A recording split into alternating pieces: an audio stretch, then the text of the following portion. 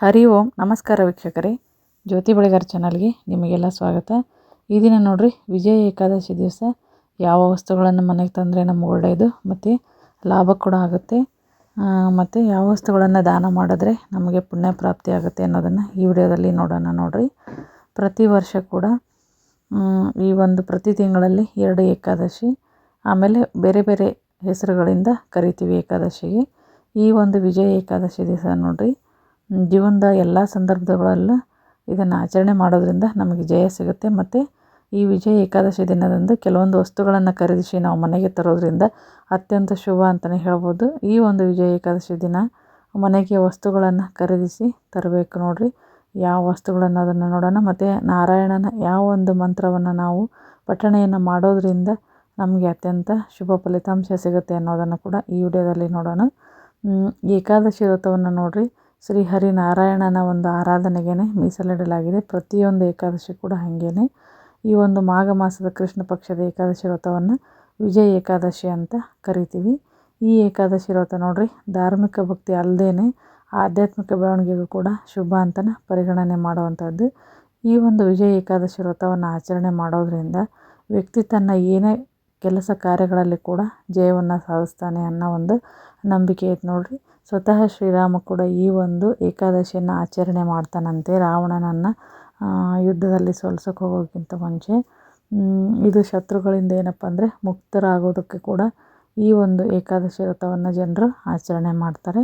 ಮತ್ತು ವೈಕುಂಠ ಪ್ರಾಪ್ತಿಗಾಗಿ ಕೂಡ ಈ ಒಂದು ಏಕಾದಶಿ ಆಚರಣೆ ಮಾಡ್ತಾರೆ. ಈ ಏಕಾದಶಿ ಆಚರಣೆ ಮಾಡೋದ್ರಿಂದ ವೈಕುಂಠ ಪ್ರಾಪ್ತಿ ಆಗುತ್ತೆ ಅನ್ನೋ ಒಂದು ನಂಬಿಕೆ. ಕೆಲವೊಂದು ವಸ್ತುಗಳನ್ನು ಖರೀದಿಸೋದ್ರಿಂದ ಅತ್ಯಂತ ಶುಭ ಈ ದಿವಸ. ಕೆಲವೊಂದು ವಸ್ತುಗಳನ್ನು ಖರೀದಿಸಿ ಮನೆಗೆ ತಂದರೆ ಶ್ರೇಯಸ್ ಅಂತಲೇ ಹೇಳ್ಬೋದು. ನೋಡ್ರಿ, ಆ ಪೈಕಿ ಯಾವ ವಸ್ತುಗಳಂದರೆ, ಮೊದಲನೇದಾಗಿ ಕಾಮಧೇನು ಹಸುವಿನ ವಿಗ್ರಹ. ಕಾಮಧೇನು ಹಸುವಿನ ವಿಗ್ರಹ ನಾವು ಮನೆಗೆ ಖರೀದಿ ಮಾಡಿ ತಂದರೆ ಈ ದಿವಸ ಆರ್ಥಿಕ ತೊಂದರೆಗಳೇನೇ ಇದ್ದರೂ ಕೂಡ ನಮಗೆ ಕಡಿಮೆ ಆಗುತ್ತೆ. ಮತ್ತು ಈ ಒಂದು ಕಾಮಧೇನುವಿನ ವಿಗ್ರಹವನ್ನು ಖರೀದಿಸಿ ತರೋದು ನಮಗೆ ಅತ್ಯಂತ ಶುಭ ಅಂತಲೇ ಹೇಳ್ಬೋದು. ನೋಡ್ರಿ, ಮತ್ತು ಮನೆಯ ದೇವರ ಕೋಣೆಯಲ್ಲಿ ಇದನ್ನಿಟ್ಟು ಪೂಜೆಯನ್ನು ಮಾಡಬೇಕು. ಈ ಒಂದು ಕಾಮಧೇನುವನ್ನು ಪೂಜಿಸೋದ್ರಿಂದ ಮನೆಗೆ ಸಮೃದ್ಧಿ ಮತ್ತು ಸಂತೋಷ, ಅದೇ ಥರ ಅದೃಷ್ಟ ಕೂಡ ಬರುತ್ತೆ ಅನ್ನೋ ಒಂದು ನಂಬಿಕೆ ಇದೆ.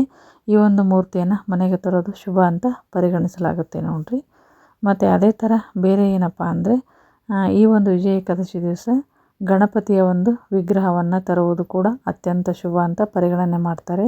ಬೆಳ್ಳಿ ಆಮೆ ಇರ್ಬೋದು, ಆಮೇಲೆ ಗಣಪತಿಯ ವಿಗ್ರಹಗಳನ್ನು ತರೋದು ಕೂಡ ಅತ್ಯಂತ ಶುಭ ಅಂತಲೇ ಹೇಳಲಾಗುತ್ತೆ. ನೋಡ್ರಿ, ಈ ವಸ್ತುಗಳೇನಪ್ಪ ಅಂತಂದ್ರೆ ವಿಷ್ಣು ದೇವನಿಗೆ ಪ್ರಿಯವಾಗಿರುವಂಥ ವಸ್ತುಗಳು.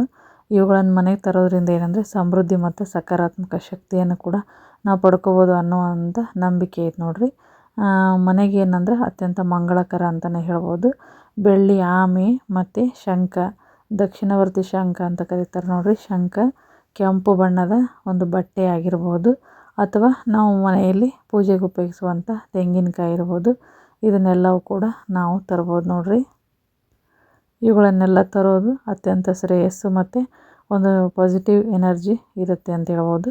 ಮತ್ತು ಇದರ ಜೊತೆಗೆ ನವಿಲುಗರಿಯನ್ನು ತರೋದು ಕೂಡ ಅತ್ಯಂತ ಶುಭ. ಈ ಒಂದು ವಿಜಯ ಏಕಾದಶಿ ದಿವಸ ನೀವು ನವಿಲುಗರಿಯನ್ನು ತರೋದು ಮಂಗಳಕರ ಅಂತಲೇ ಹೇಳ್ಬೋದು. ನವಿಲುಗರಿ ನೋಡ್ರಿ, ಮನೆಯಲ್ಲಿ ಏನೇ ಒಂದು ವಾಸ್ತುದೋಷಗಳು ಇದ್ದರೂ ಕೂಡ ಅದನ್ನು ತೊಡೆದು ಹಾಕುತ್ತೆ ಅನ್ನೋ ಒಂದು ನಂಬಿಕೆ ಇದೆ. ಮತ್ತು ವಿಷ್ಣು ದೇವರನ್ನು ಪೂಜಿಸುವಂಥ ಸಮಯದಲ್ಲಿ ಮೊದಲು ನೀವು ಅದನ್ನು ವಿಷ್ಣು ದೇವರಿಗೆ ಅರ್ಪಿಸಿ, ಆ ನಂತರ ಆ ಗರಿಯನ್ನು ದೇವರ ಕೋಣೆಯಲ್ಲಿ ಅಥವಾ ಮನೆಯ ಬೇರೆ ಯಾವುದೇ ಸ್ಥಳದಲ್ಲಿ ಕೂಡ ನೀವು ಈ ನವಿಲುಗರಿಯನ್ನು ಇಡ್ಬೋದು. ನೋಡ್ರಿ, ಈ ಒಂದು ಗರಿಗಳನ್ನು ಇಟ್ಟುಕೊಳ್ಳೋದ್ರಿಂದ ಕೂಡ ಧನಾತ್ಮಕ ಶಕ್ತಿಯನ್ನು ಆಕರ್ಷಣೆ ಮಾಡ್ಬೋದು. ಮತ್ತು ಈ ಒಂದು ಏಕಾದಶಿ ದಿವಸ ಮತ್ತೆ ಏನೇನು ಮಾಡಬೇಕು ಅನ್ನೋದು ನೋಡೋದಾದರೆ, ಸಂತೋಷ ಮತ್ತು ಸಮೃದ್ಧಿ ಪಡೆಯಲು ನಾವು ಏನಂತಂದರೆ ತುಳಸಿ ಗಿಡದೊಂದಿಗೆ ಲಕ್ಷ್ಮೀ ದೇವಿಯನ್ನು ಪೂಜೆ ಮಾಡೋದು ಕೂಡ ಅತ್ಯಂತ ಶ್ರೇಯಸ್ಕರ ಅಂತಲೇ ಹೇಳ್ಬೋದು. ಈ ಒಂದು ವಿಷ್ಣುವಿನ ಪೂಜೆ ಮಾಡೋದ್ರಿಂದ ಎಲ್ಲ ಪಾಪಗಳು ಪರಿಹಾರ ಆಗುತ್ತೆ ಅಂತ ನಂಬಿಕೆ ಐತಿ. ಮತ್ತು ವಿಜಯ ಏಕಾದಶಿ ದಿನ ಮತ್ತು ಏನಂದರೆ ಕಪ್ಪು ಎಳ್ಳು, ಬೆಲ್ಲ, ಅರಿಶಿಣ ಮತ್ತು ಧಾನ್ಯಗಳು, ಬಟ್ಟೆ, ಹಣವನ್ನು ಕೂಡ ನಾವು ದಾನ ಮಾಡೋದ್ರಿಂದ ಕೂಡ ಶುಭ ಫಲಿತಾಂಶ ಸಿಗುತ್ತೆ. ಮತ್ತು ಇದರಿಂದ ವಿಷ್ಣು ದೇವರು ಕೂಡ ಸಂತುಷ್ಟ ಆಗ್ತಾನೆ ಅಂತಲೂ ಹೇಳಲಾಗುತ್ತೆ. ನೋಡ್ರಿ, ಮತ್ತು ಈ ಒಂದು ವಿಜಯ ಏಕಾದಶಿ ದಿವಸ ಯಾವ ಮಂತ್ರಗಳನ್ನು ಪಠಿಸಬೇಕು ಅನ್ನೋದಾದರೆ, ಓಂ ವಿಷ್ಣುವೇ ನಮಃ, ಶ್ರೀ ಕೃಷ್ಣ ಗೋವಿಂದ ಹರೇ ಮುರಾರೇ, ಹೇ ದೇವ ನಾರಾಯಣ ವಾಸುದೇವ, ಓಂ ನಮೋ ಭಗವತೆ ವಾಸುದೇವಾಯ, ಓಂ ನಮೋ ನಾರಾಯಣಾಯ, ಓಂ ನಾರಾಯಣಾಯ ವಿದ್ಮಹೆ, ವಾಸುದೇವಾಯ ಧೀಮಹಿ ತನ್ನೋ ವಿಷ್ಣು ಪ್ರಚೋದಯಾತ್. ಈ ಥರ ವಿಷ್ಣುವಿನ ಒಂದು ಮಂತ್ರಗಳನ್ನು ಪಠಣೆಯನ್ನು ಮಾಡ್ಬೋದು ನೋಡ್ರಿ. ಇದು ವಿಜಯ ಏಕಾದಶಿ ದಿವಸದ ಒಂದು ಮಹತ್ವ ಮತ್ತು ಯಾವ ಮಂತ್ರ ಏನು ಮಾಡಬೇಕು, ಯಾವ ದಾನ ಮತ್ತು ಯಾವ ವಸ್ತುಗಳನ್ನು ಮನೆಗೆ ತರಬೇಕು, ಇಂಪಾರ್ಟೆಂಟಾಗಿ ಯಾವ ವಸ್ತುಗಳನ್ನು ನಾವು ತಂದರೆ ಒಳ್ಳೆಯದು ಅನ್ನೋದನ್ನು ಹೇಳಿದ್ದೀನಿ.